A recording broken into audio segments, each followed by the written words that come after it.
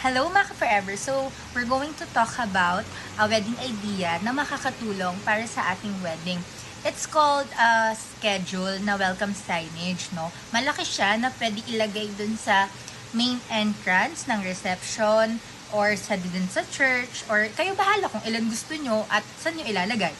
So for me, this is a nice idea kasi yung mga guests natin hindi mag-wonder kung ano ba mangyayari throughout the wedding.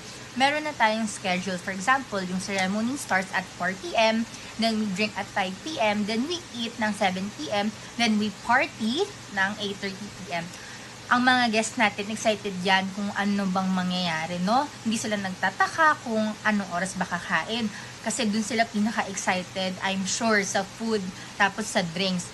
Ayan mga ka-forever, i-share nyo naman sa akin kung ano bang magandang wedding tip.